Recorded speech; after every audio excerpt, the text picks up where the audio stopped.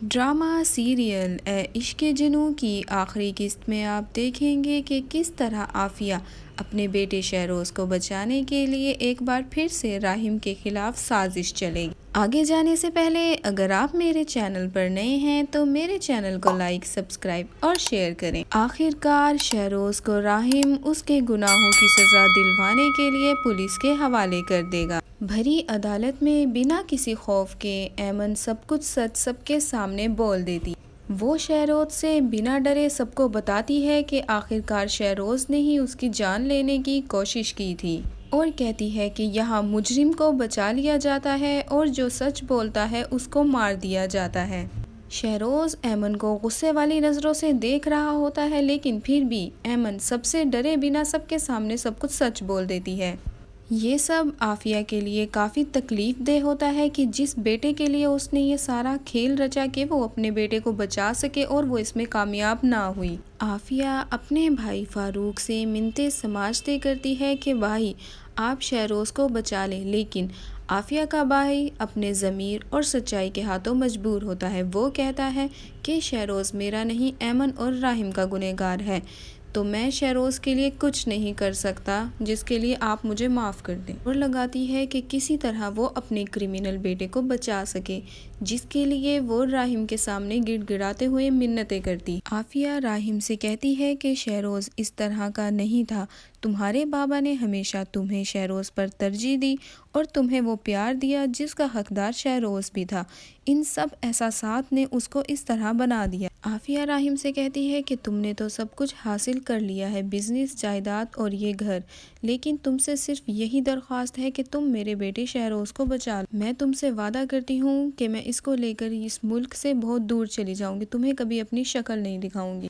تبھی راحم جواب میں کہتا ہے کہ ماما اگر اب شہروز کو اس کے گناہوں کی سزا نہ ملی تو وہ کل کو اس سے بڑے گناہ کر بیٹھے گا، اور یہ میرے بابا کی آخری خواہش تھی کہ شہروز کو اس کے گناہوں کی سزا ملے، جس میں میں کچھ نہیں کر سکتا۔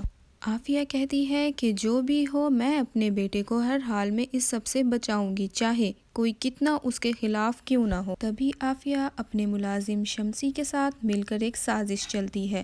شمسی کو جمال کے پاس جیل بھیجتی ہے، جہاں شمسی جمال کو شہروز کی تصویر دکھاتا ہے اور کہتا ہے کہ تم نے شہروز کے حق میں گواہی دینی ہے، نہیں تو تمہاری ماں کی جان لے لی جائے گی جو کہ ہمارے قبضے میں ہے۔ یہ سن کر جمال کافی پریشان ہو جاتا ہے۔ جمال جو کہ پہلے ہی اپنے ناکردہ گناہوں کی سزا کاٹ رہا ہوتا ہے، مزید وہ ایمن کی زندگی تباہ نہیں کرنا چاہتا، لیکن دوسری طرف جمال کی ماں ہوتی ہے، اس کو یہ ڈر ہوتا ہے کہ اگر میں نے شہروز کے حق میں گواہی نہ دی تو وہ میری ماں کو نقصان پہنچائیں گے، اور وہ شمسی کی ہاں میں ہاں ملا دیتا ہے۔ لیکن جمال جب گواہی دینے جاتا ہے تو بنا کسی خوف کے وہ سب کے سامنے سب کچھ سچ بتا دیتا ہے کہ اصل قصوروار شہروز ہے، اور اسی نے مجھ سے جھوٹا جرم کا اعتراف کروایا جو کہ میں نے کیا ہی نہیں تھا، اور اب بھی میری امی ان کے قبضے میں ہے کہ اگر میں نے اب بھی شہروز کے حق میں گواہی نہ دی تو یہ میری ماں کو نقصان پہنچا دیں گے۔ یہ سب سن کر شہروز اور اس کی ماں عافیہ کافی پریشان ہو جاتے ہیں کہ اب تو شہروز کسی سزا سے بچ نہیں سکے۔ عدالت شہروز کو عمر بھر کی سزا سناتی ہے اور بڑے جیل منتقل کرنے کا آرڈر دے دیتی ہے۔ شہروز کو اب بھی اپنے کسی جرم پر کوئی ندامت نہیں تھی۔ شہروز سے یہ سب کچھ برداشت نہیں ہوتا۔ جیسے ہی عدالت سے باہر آتے ہوئے شہروز ادھر ادھر دیکھ کر پولیس کی گن نکال لیتا ہے جو کہ وہ راحم کی طرف چلاتا ہے۔ اسی دوران شہروز کی ماں عافیہ بھاگتی ہوئی راحم کے آگے آ جاتی ہے اور گولی عافیہ کو لگ جاتی ہے۔ یہ سب دیکھ کر شہروز کافی بھکلا جاتا ہے کہ یہ اس سے کیا ہو گیا۔